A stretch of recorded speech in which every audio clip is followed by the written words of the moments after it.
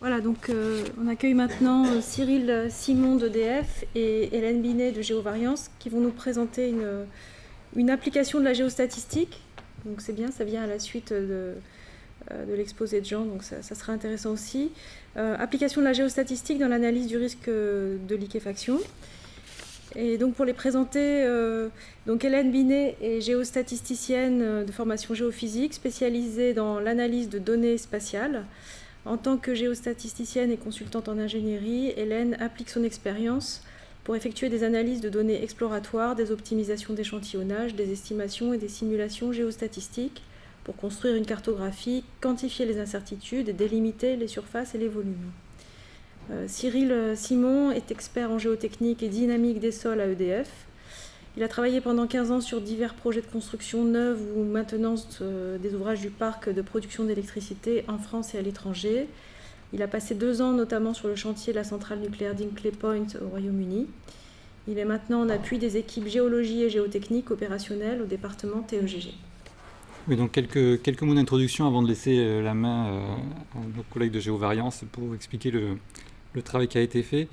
Donc de plus en plus, pour les grands projets de construction, sont pilotés par la gestion des risques.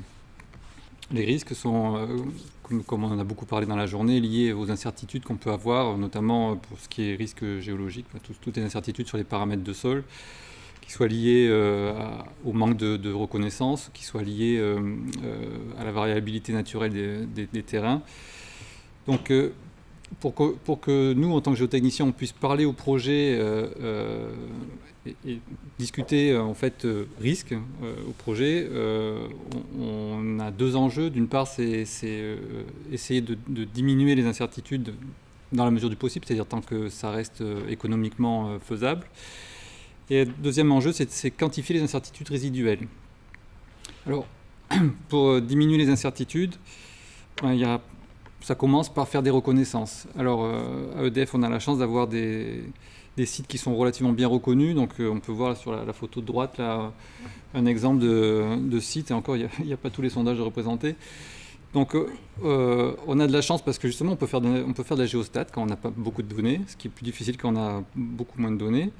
Alors, effectivement, on a beaucoup de données, mais généralement, on a des données, on a beaucoup d'essais qui sont faciles à faire, des CPT, des Précio, des SPT.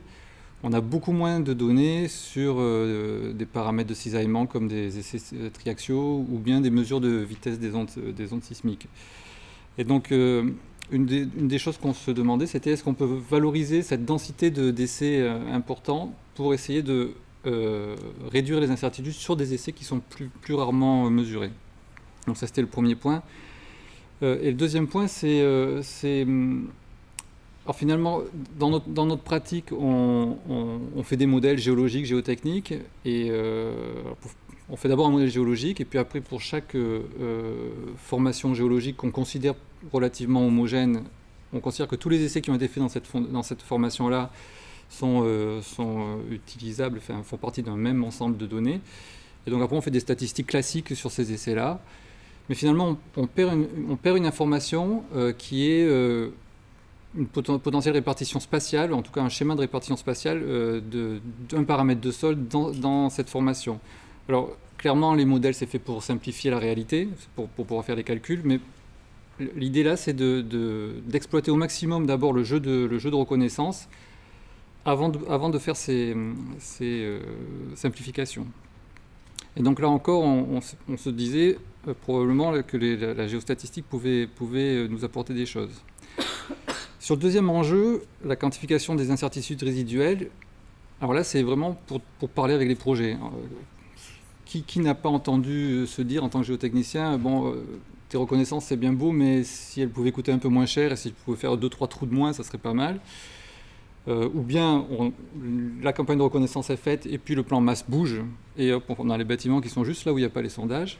Ça peut arriver aussi. Donc là, l'idée, c'est d'arriver à dire au projet, ben, ok, on peut se passer de reconnaissance supplémentaire. Par contre, on va avoir une incertitude de telle amplitude sur le modèle géotechnique qui peut avoir tel effet sur le dimensionnement. Ça peut, voilà. Est-ce que l'incertitude est couverte par les coefficients partiels qu'on met sur les paramètres de sol ou pas? Voilà, donc ça va être une aide à la décision aussi là-dessus. Et puis cerise sur le gâteau, quantification des incertitudes avec des méthodes probabilistes. Et bon, nous, dans le nucléaire, ça nous sert beaucoup. Ça pourrait nous servir beaucoup dans un deuxième temps, puisqu'on fait beaucoup d'études probabilistes de sûreté. Et aujourd'hui, autant l'aléa sismique est probabiliste, autant la fragilité, dans la réponse de la structure et la courbe de fragilité de la structure est probabiliste. Et puis il y a un chaînon manquant, là, c'est la vérification des états limites géotechniques, qui eux restent déterministes. Donc là, on voulait aussi voir ce qu'on pouvait faire en termes probabilistes. Donc on s'est tourné vers Géovariance l'année dernière, avec un petit cas d'application pour faire un proof of concept. Donc sur un site où on a beaucoup d'essais, on a vu la photo tout à l'heure, et on a tiré simplement deux types d'essais, des essais SPT, où on a près de 4000 essais SPT, et on a seulement, je mets seulement entre guillemets parce que ça reste quand même pas mal, seulement emplacements où on a des mesures de vitesse des ondes sismiques, donc des cross-hole, downhole ou des PSSL. Et les deux problématiques, les deux questions qui ont été posées, c'était comment on peut faire usage donc, des SPT qui est donc très densément représenté pour améliorer l'estimation de la vitesse des ondes sismiques, qui sont beaucoup moins représentées, donc pour avoir un bloc 3D de vitesse. Et la deuxième question, c'est donc on avait dans les couches supérieures des problèmes de liquéfaction. Et là, la question, c'est donc on avait décidé d'excaver jusqu'à une certaine profondeur. Quel est le risque résiduel de liquéfaction à la profondeur à laquelle on avait décidé d'excaver? Voilà, donc je vais laisser la main juste pour vous montrer donc, le type de campagne. C'est quand même pas tous les jours qu'on a autant de reconnaissance, mais voilà, on avait plus de 350 sondages carottés, beaucoup d'essais in situ en laboratoire et des lignes sismiques. Voilà, donc on a pris juste un échantillon de cette campagne pour faire de la géostatistique. Voilà, donc moi ce que je vais vous présenter, c'est la première étape qu'on a essayé de voir, c'est est-ce que la géostatistique était applicable à ce cas d'étude. Donc quand on parle de géostatistique, la première chose qu'on va faire, c'est on va vérifier qu'on a des données géoréférencées, étant donné que c'est la base pour la géostatistique, et regarder comment les données, donc là les SPT et les VS, se comportent spatialement l'une par rapport à l'autre. Et ici, l'enjeu était de savoir si les VS qui sont représentés qu'à 30% allaient être compatibles et allaient pouvoir être estimés avec les SPT. Donc on s'est limité à une zone donc, qui est représentée en rouge sur la base map, sur la carte. Et on a aussi limité en vertical notre bloc modèle entre deux zones de contact. Ensuite, pour savoir, donc spatialement ça fonctionnait, il fallait maintenant qu'on regarde au niveau des mesures. Donc pour une analyse géostatistique, la première des choses qu'on va faire, c'est l'analyse purement statistique de nos données. Donc on va regarder si toutes nos données sont compatibles, si on n'a pas des erreurs, et c'est vraiment sur la carte et sur les histogrammes qu'on va pouvoir faire cette analyse. Donc ici, on a vu qu'on avait certains points qui allaient peut-être nous poser problème. Donc on verra par la suite avec l'analyse de Pedram qu'on a enlevé certains points pour pouvoir valider la corrélation et avoir le meilleur modèle possible. Ensuite, on veut travailler avec les VS et les SPT. Donc, pour pouvoir combiner ces deux informations ensemble et les utiliser ensemble, il faut regarder si elles sont corrélées. Le meilleur outil ou le premier outil qu'on a pour faire ça, ça va être le crossplot qu'on voit ici et qui nous a fait ressortir directement certains points qu'on est allé regarder, qu'on vérifie et ainsi on voit si en les analysant on les enlève, ce qui améliore la corrélation ou si on les garde. Donc ici dans cet exemple-là on a décidé de les enlever parce que la corrélation était meilleure et parce que le modèle était bien meilleur aussi. Ensuite, c'est toute l'analyse spatiale qui a été faite et du coup, je laisse la parole à Pedram. Bonjour à tous, Pedram Massoudi, consultant en géostatistique au sein de Géovariance. Dans une analyse géostatistique, on essaye d'intégrer les coordonnées des informations dans notre analyse. Ça veut dire que les échantillons qui sont par exemple plus proches, normalement, ils ont une similarité plus importante que les échantillons qui sont espacés. C'est pour ça qu'on utilise un outil statistique qui s'appelle le variogramme, qui décrit, variogramme c'est une fonction ascendante en fonction de distance. Cela nous écrit quelle est la variabilité de notre variable ici SPT ou VS en fonction de distance. Donc les échantillons qui sont plus proches, ils ont une variabilité moins importante à distance 0, ici à 0, et au-delà d'une portée, une range, la variabilité atteint un plateau, ça veut dire qu'on n'a plus de corrélation spatiale. Cette fonction est importante pour nous pour utiliser dans une méthode d'interpolation, s'appelle le crigeage, qui prend en compte ce modèle mathématique. Dans la carte en haut, vous voyez l'interpolation par crigeage de SPT.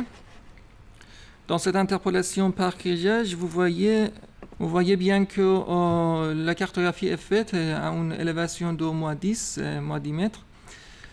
L'avantage de l'interpolation de crigeage est qu'il nous donne pas seulement des valeurs interpolées, mais aussi une carte en parallèle qui s'appelle écart type de crigeage, qui est une mesure de l'incertitude de notre interpolation.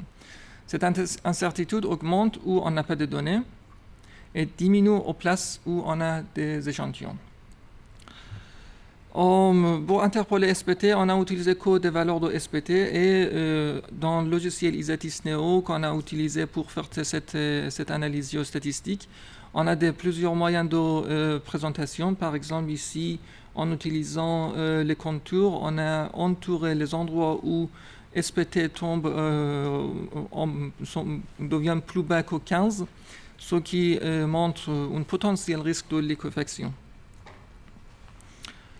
C'est un modèle 3D qui a été fait dans le logiciel pour avoir les valeurs de SPT interpolées sur un maillage de 1 mètre à 1 mètre 50 cm vertical.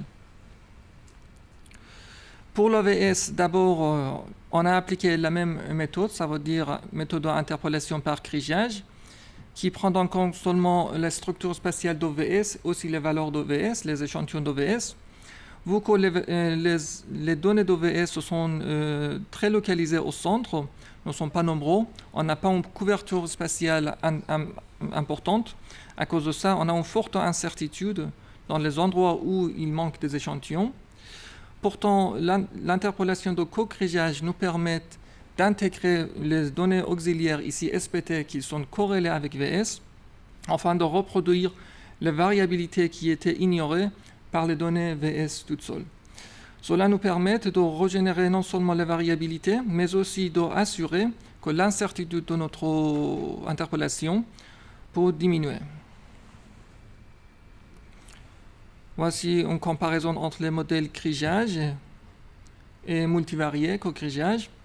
Dans le modèle multivarié crigeage, on voit que les détails sont accentués. Il y a plus de contraste ici. Et ce sont grâce aux données SPT que vous voyez ici. Les données SPT, ce sont les données un peu plus petites. Si c'est visible ou pas, oui, ça va. Pourtant, dans le modèle de crigeage, on a utilisé que certains puits qui étaient disponibles, les données d'OVS. À la fin, on a appliqué une autre analyse de risque de liquéfaction par une méthode de simulation géostatistique.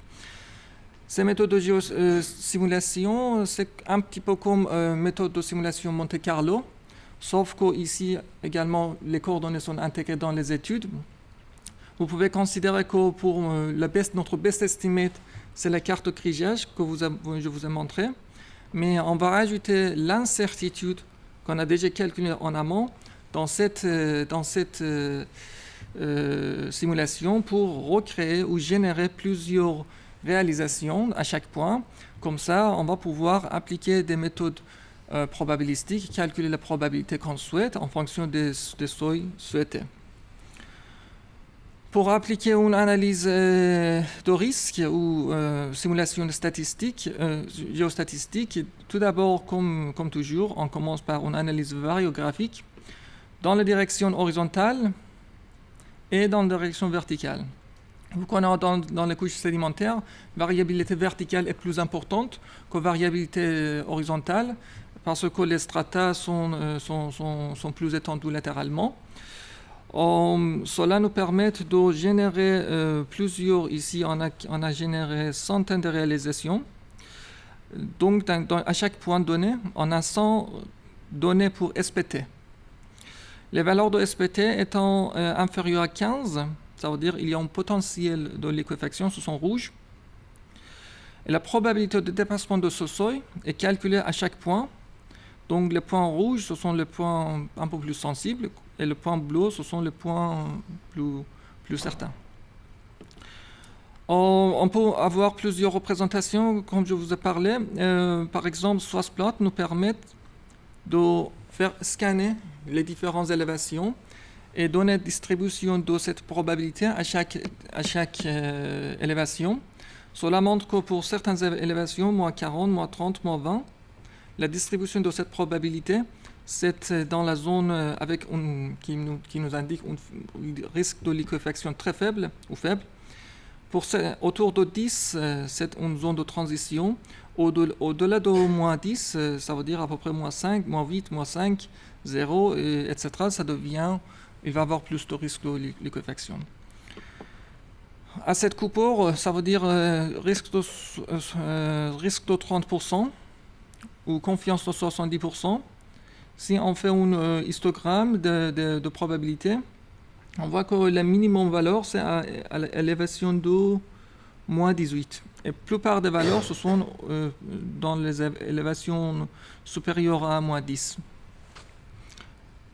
L'élévation de moins 10 était importante pour la conception. À moins 10, vous voyez un plan de valeurs simulées, la probabilité de dépassement du seuil. Où il y a bleu, ça veut dire qu'on a un risque faible en liquéfaction. Les valeurs ici vertes, ils ont un risque un peu relativement plus élevé. Les contours se sont créés basés sur l'analyse Krigeis. Donc ici, on est en train de concaténer deux types d'informations. Information probabiliste, ça veut dire notre simulation statistique, géostatistique, et notre interpolation ou notre best estimate. En se basant sur ces deux informations, l'utilisateur ou géotechnicien peut prendre une décision. Est-ce que l'excavation doit être faite à l'intérieur des contours ou avec quelle marge de risque il peut avoir plus d'excavation. Donc, la valeur ajoutée de l'analyse géostatistique est de pouvoir faire une analyse fondée sur les données et on prend une prise de décision plus objective parce que la cartographie est faite basée sur variogramme, ce qui décrit la structure spatiale de notre variable, de notre variabilité. En plus, il va générer non seulement la carte interpolation, mais aussi une carte de risque ou carte incertitude de notre interpolation. Et ensuite, en combinant ces deux, on peut générer plusieurs réalisations pour effectuer des analyses risques plus poussées ou calculer les probabilités qu'on souhaite. Merci.